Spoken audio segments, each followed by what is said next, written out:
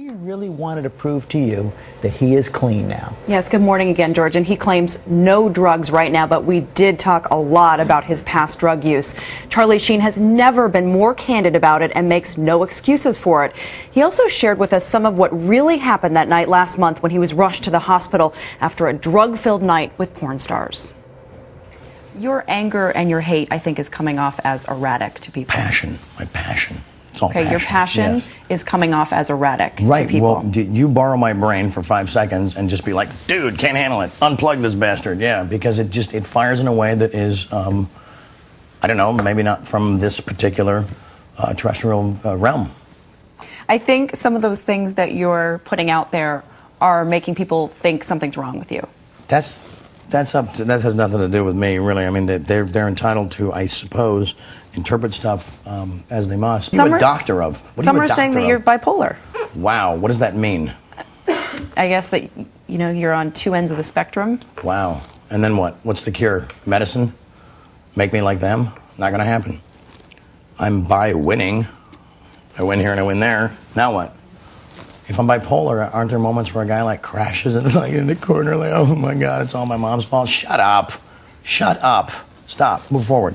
Have you had any celebrities reach out to you to try and help you? Yeah, like radical people like Sean Penn and Mel Gibson and Colin Farrell and just radical people, and they're not telling me what to do. Who gave you the best piece of advice? Well, they didn't give me any advice, and within that, there's great advice. It was just love, and so you know, just to see. It's oftentimes says unknown, but occasionally, you know, a giant marquee name comes through on your caller ID, and it's like winning. When was the last time you used? I use a blender, I use a vacuum cleaner, I use household items. When was the last time I ingested or took drugs? Yes, when was the last time you took drugs? Such an AA stupid expression or term. I don't remember. I do not remember. A week ago, 2 weeks ago, maybe a month 2 days ago, 6 weeks. I don't know. It was a couple days before the suits rolled in and said, change it, change everything, we're shutting you down. Tell me about the last time you took drugs. The last time I took drugs, I probably took more than anybody could survive. You know. What are we talking about? How much? I don't know, man. I was banging 7-gram rocks and finishing them because that's how I roll. I have one speed, I have one gear. Go. How do you survive that? Because I'm me. Because I'm me. I'm different. I just have a different constitution. I have a different brain. I have a different heart. I have a different, you know, I get tiger blood, man. You don't worry that you're going to die when you take that many drugs? Dying's for fools. But you're only human. Now, there's certain blends I will not entertain because that's how people go down. I'm too smart to do that. So, you know, I'm sorry for the guys that happened to, but you know, you should have read the directions before you showed up at the party. You know. So you actually have a strategy about how you take your drugs? No, I just have a couple of rules. I don't know if it's a strategy. You're clean right now. Sure. So is this better now? Your life now, clean with your children? Yeah, is no, it better it's perfect. than being on drugs? It's perfect. It's perfect. Yeah. No, it doesn't compare. They're whole different realities. You know. There's great things about both, but what I'm harnessing now is absolute, you know, focus. Mm-hmm. It's exciting. It's exciting. I've come back from a place that, you know, people can put labels on it and they can figure all this stuff out. They can try to like normalize it, boring, stupid, you know, and that's fine. But for me, it's I've just answered to a higher calling, and it happened in a blink of an eye, and I'm totally excited by it. You know. Are you worried you're going to relapse? No. Why? Because I'm not going to. Period. The end. But how do you know? I blinked and I cured my brain. That's how. Everybody has the power. Just because everybody, you know, can't is the cancer of happen. Mm-hmm. Can't is the cancer of happen. I can't do it. The Nike slogan doesn't say just try it. Oh, okay. Just try it. No, just do it, man. But you love to party. I mean, what's not to love? Especially when you see how I party, man. It was epic. The run I was on made Sinatra, Flynn, Jagger, Richards, all of them just look like, you know, droopy-eyed, armless children. When you look back at the last time you used drugs, are you disgusted with yourself, or do you think, how could I have done that? I'm proud of what I've created. It was radical. You're proud of that party moment? Of course. Why wouldn't I be? Drugs? No, Why would you be? Because I expose people to magic. I expose them to something they're never otherwise going to see in their boring, normal lives. And I gave that to them. I may forget about them tomorrow, but they'll live with that memory for the rest of their lives. And that's a gift, man. One of the women said that she was afraid she might OD. One of the women who was here. What's that got to do with me? You're showing them the party. You know, that's got nothing to do with me. That's all on her. And if she does, I'm sorry. You say that you like the feeling of being on drugs, and it's not exciting anymore, and fun. Not anymore. It bored the hell out of me after a while. I was like, okay, let's try something else. How can anyone believe that you will stay clean, given your track record? I'm not interested in what people believe. I'm interested in what I believe, and I believe in the truth, and that's what rules me. And Charlie Sheen did end up taking that drug test while we were in his home. He passed the urine test, but also took a more comprehensive blood test that would reveal if even more drugs were taken. In an extensive, intimate, edgy conversation, Sheen talked to our Andrea Canning, his first television interview since CBS pulled the plug on his blockbuster show. And Andrea, what an experience. You spent all day Saturday. I was screening the interview yesterday, and you were both literally on the edge of your seats during this interview. And his anger at CBS is so palpable. He told you he's going to sue. He is, absolutely. And this is a guy who says, I am not going to be kicked around anymore. He had so much to say, from confirming he will go after the network to actually apologizing, sort of, to the show's creator. He says his life is now magic, that he was cured in the blink of an eye after answering to a higher calling. I get in trouble for being honest, and sometimes, I've always been the guy that's been, I'm extremely old-fashioned, I'm a nobleman, I'm chivalrous. I believe that chivalry is not dead, it's just been in a coma for a long time. But for Charlie Sheen, the past few months have been one tabloid headline after another. Drug-fueled nights with porn stars, marital woes, and very public squabbles about his job. Yeah, we're on forced hiatus. They said, you get ready, we'll get ready, and I got ready, I went back, nobody's there. All these radio rants have people thinking Charlie Sheen has got to be on drugs again. Sure. Yeah. Yeah, I am on a drug. It's called Charlie Sheen. It's not available because if you try it once, you will die. Your face will melt off and your children will weep over your exploded body. Too much. So it's just I woke up and decided, I've been kicked around, I've been criticized, I've been like the aw shucks guy with like this bitch in rock star life, and I'm just finally gonna completely embrace it, wrap both arms around it, and love it violently, and defend it violently through violent hatred. I don't know what to tell you, man. I'm here and I'm ready. They're not. Bring it.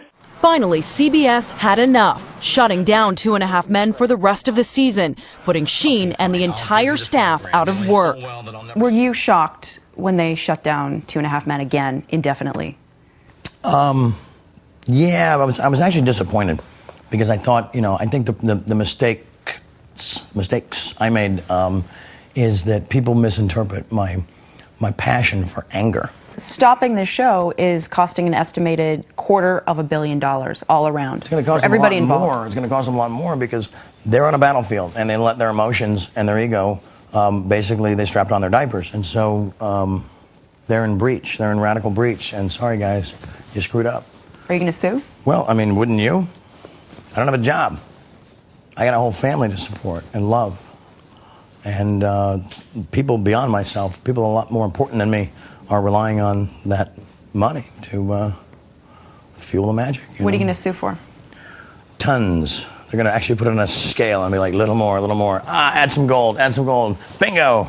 I'm here to collect, And they're going to lose. They're going to lose in a courtroom. So I would recommend that they do an out-of-court settlement and fix this whole thing and pay the crew and get season 9 back on board. But that could be tough. Sheen has been accused of being anti-Semitic in some of his remarks about the series' creator, Chuck Lorre. It's nothing outside of deplorable that a certain Chaim Levine, yeah, that's Chuck's real name, mistook this rock star for his own selfish exit strategy, bro. Really upset about how something was interpreted that I feel terrible about. So I think we should just clear the air on that. They've been like suddenly labeling me an anti-Semite. It's like people that know me, that there's nothing about that in my history anywhere. I think the problem was, though, is that he goes by the name Chuck Lorre. His real name is Charles Levine. Right. But you chose to call him Chaim Levine. You took the Hebrew version, which I think people were wondering, why would he do that?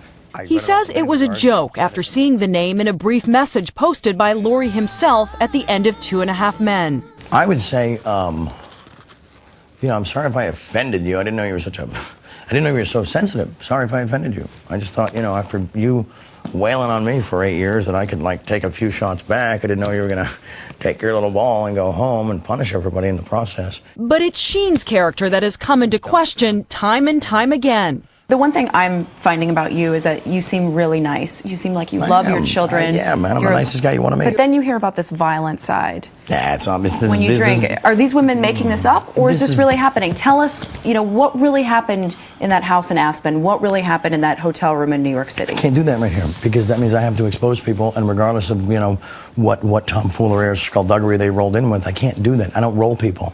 Were you not violent? A rat. No, I was not. So why did they say you were violent? I don't know, because it was making stuff up. Instead of the source, they're gonna, and everybody takes their word over mine. Do you have a violent side at all? Today, when it's needed to protect my family, absolutely, and it's unlike anything you'll ever see. Are there any drugs in this house? To my best knowledge, no. No drugs in the house right now? Not that I know about. If I know about them, I'll find them and throw them away. It's not a big deal. Ooh, drugs in the house. What about the people who supply you with drugs? Are they out of your life? Again, I cannot speak about things that are sort of, that's really nobody's business. I think you know the answer to that, Are you willing to take a drug test? Sure, you got a cup. I mean, I got nothing to hide.